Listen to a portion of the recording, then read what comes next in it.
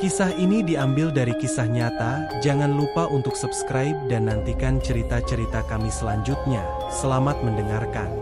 Pada tahun 2007, Abah membeli sebuah rumah di Kampung Kalijaga. Namun, masalah mulai muncul ketika Abah membangun rumah tersebut tanpa mengetahui batas tanah yang sesuai dengan surat-surat yang ada. Hal ini memicu ketidakpuasan tetangga yang merasa terganggu dengan pembangunan tersebut. 1 bulan kemudian, istri Abah tiba-tiba jatuh sakit. Kejadian ini bermula dari perselisihan batas tanah yang memicu sakit hati tetangga tersebut. Tetangga yang merasa tersinggung kemudian mengancam bahwa lebih baik kehilangan uang daripada kehilangan harga diri, yang menjadi awal dari masalah yang lebih besar. Gejala awal yang dialami istri Abah adalah rasa gatal di seluruh tubuh. Pada awalnya, Abah mengira hal ini disebabkan oleh air pompa yang mungkin kotor. Namun, suatu hari ketika istri Abah sedang mandi, bak mandinya tiba-tiba dipenuhi ulat bulu. Anehnya, ulat-ulat tersebut tidak terlihat ketika istri Abah pertama kali masuk ke kamar mandi. Abah pun menguras bak mandi tersebut. Namun keesokan harinya, rasa gatal yang dialami istrinya semakin parah dan terjadi setiap hari pada jam 11 malam. Abah mencoba berbagai pengobatan medis dan alternatif, mulai dari dokter kulit hingga paranormal, namun hasilnya nihil. Kondisi istri Abah tidak kunjung membaik, dan rasa putus asa mulai melanda. Abah merasa tertipu oleh banyak paranormal yang hanya meminta uang tanpa memberikan hasil yang nyata. Masalah ini sangat mengganggu kehidupan keluarga Abah, dan dia terus mencari cara untuk mengatasi penyakit istrinya yang diakini disebabkan oleh santet dari tetangganya. Kendati demikian, Abah tetap berusaha keras untuk menemukan solusi terbaik bagi kesembuhan istrinya. Uang yang pas-pasan membuat Abah harus meminjam ke sana-sini untuk biaya pengobatan istrinya. Obat yang harus diminum 3 kali sehari dengan biaya 67.000 per kali minum sangat membebani keuangan keluarga. Dalam kurun waktu 1,5 tahun, hasilnya tetap nihil. Abah merasa tertekan melihat kondisi istrinya yang semakin parah setiap kali kambuh. Seluruh tubuh istrinya membengkak, mulai dari wajah, mata, rambut, hingga ujung kaki, membuat Abah tak tahan melihat penderitaan tersebut. Kondisi ini membuat Abah merasa putus asa. Ia bahkan sempat berpikir untuk mengambil tindakan drastis terhadap tetangganya yang diakini sebagai pelaku santet. Namun, Abah akhirnya memilih untuk memohon petunjuk kepada Tuhan. Ia berdoa secara khusyuk selama 41 hari, dan mendapatkan petunjuk untuk melakukan itikaf di makam atau Masjid Sunan Kalijaga. Selama itikaf, Abah diberi petunjuk untuk menggunakan daun bidara sebagai obat.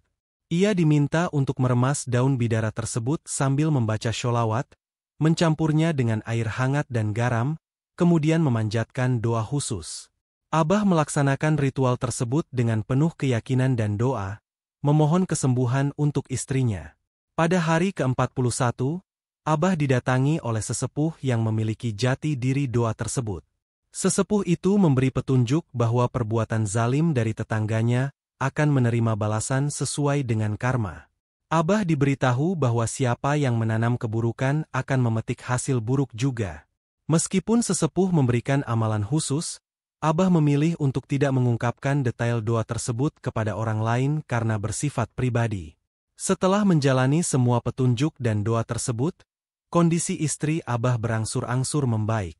Abah merasa sangat bersyukur dan terus berusaha untuk tetap istiqomah dalam menjalani amalan dan doa yang telah diajarkan. Dengan tekad dan keyakinan yang kuat, Abah berhasil mengatasi tantangan besar dalam hidupnya dan menyelamatkan istrinya dari pengaruh santet. Karena setiap orang memiliki keyakinan dan cara yang berbeda, intinya adalah keyakinan yang kuat dalam wirid dan doa kepada Allah. Alhamdulillah, doa-doa tersebut dikabulkan, dan santet yang menyerang istri Abah pun berhasil dikeluarkan. Gejala-gejala seperti gatal-gatal dan benda-benda aneh seperti pecahan bambu, pasir kecil, dan tanah kuburan yang keluar dari tubuh istrinya menunjukkan betapa kuatnya pengaruh santet tersebut. Dalam rumah Abah juga ditemukan hal-hal aneh, seperti kelabang yang muncul di tengah-tengah keramik. Abah yakin bahwa orang yang berbuat zalim tersebutlah yang bertanggung jawab atas semua ini, sehingga ia memohon keadilan kepada Allah. Akhirnya, orang yang melakukan santet tersebut juga mengalami musibah. Istrinya jatuh di kamar mandi pada tengah malam dan harus dibawa ke rumah sakit. Tetangganya mengira bahwa Abah yang telah menyantet mereka, padahal kejadian tersebut adalah akibat dari perbuatan mereka sendiri. Setelah kejadian itu, tetangganya mencoba menyerang Abah lagi, bahkan sampai ada rencana untuk membunuhnya dengan bayaran 15 juta rupiah. Namun, Abah tetap tenang dan mengandalkan doa serta perlindungan dari Allah.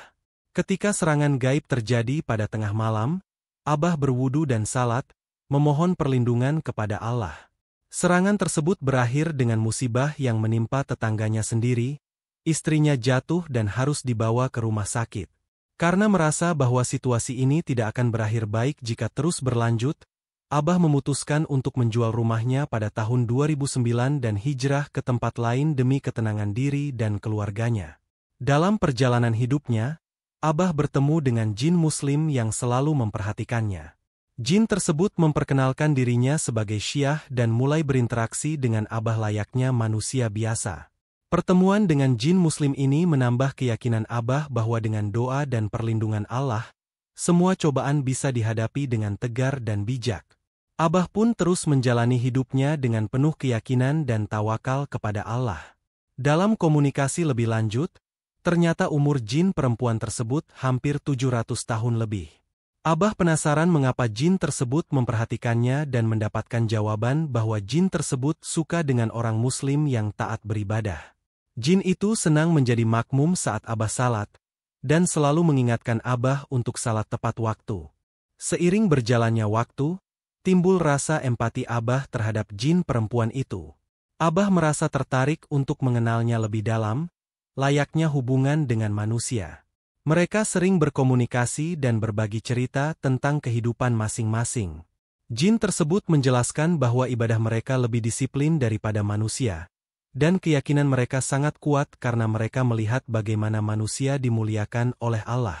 Jin perempuan tersebut menginginkan seorang imam yang taat beribadah, dan Abah sering ngobrol di rumah dengan jin tersebut. Suatu hari, Abah menceritakan hal ini kepada istrinya. Pada awalnya, istrinya menganggap Abah seperti orang gila yang berbicara sendiri.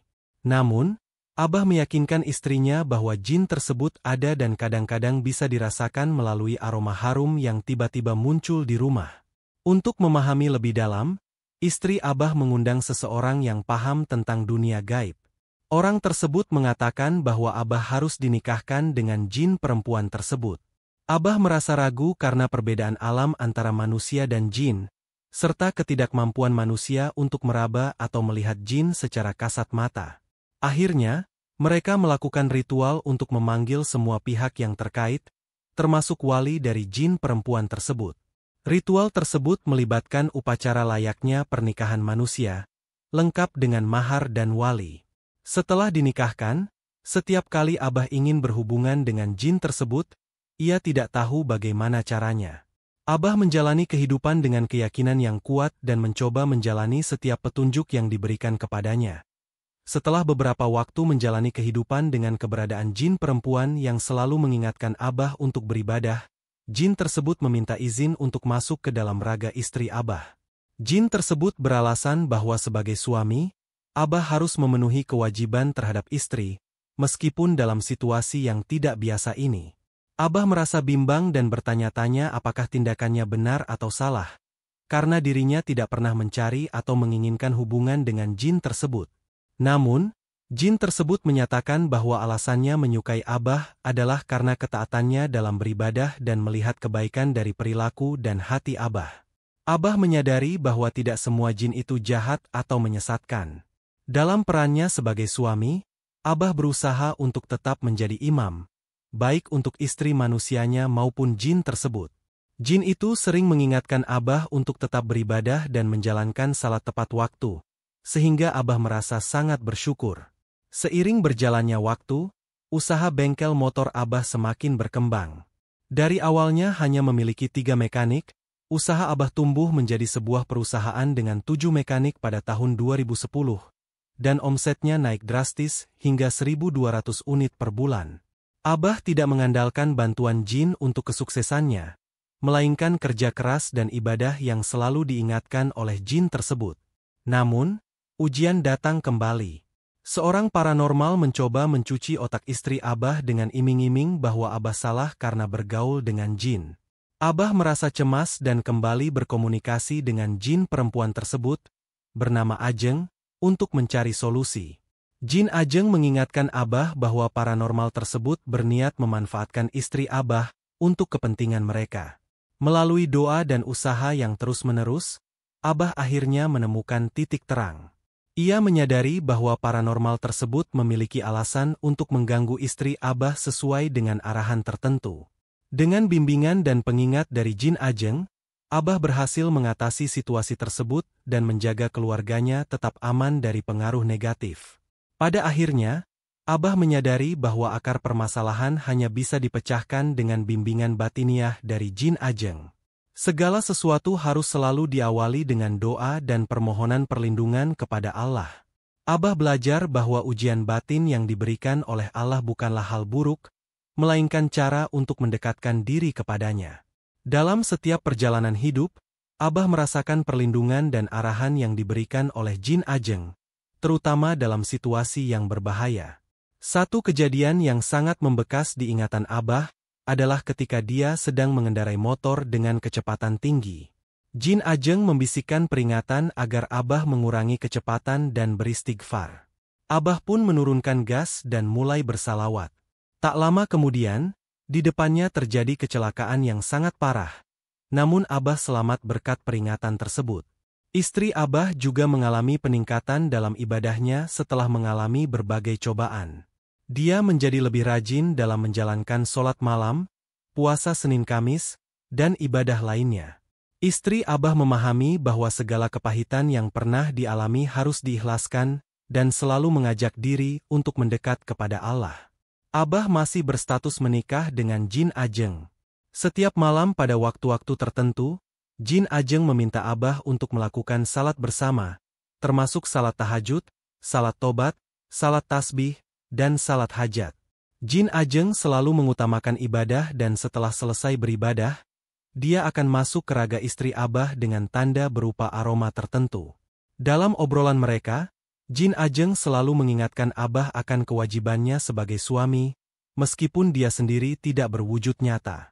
Akhirnya, Jin Ajeng benar-benar masuk ke raga istri Abah. Sensasi yang dirasakan Abah sangat berbeda dan luar biasa. Istri Abah juga merasakan perubahan yang sama saat Jin Ajeng masuk ke raganya. Ini menjadikan mereka berdua merasa seperti memiliki dua jiwa dalam satu tubuh, saling bergantian merasakan kehadiran Jin Ajeng. Ketika Abah berbicara dengan istri manusianya, Jin Ajeng juga hadir di antara kami. Jin Ajeng mungkin tersenyum atau sedikit marah, tetapi Abah menjelaskan bahwa tujuan dari semua ini adalah untuk kebaikan bersama dan sebagai pembelajaran bagi orang lain. Abah menekankan bahwa meskipun jin bisa merasa tersinggung, penting untuk tetap saling menghormati dan mengingatkan bahwa tujuan utama adalah untuk kebaikan.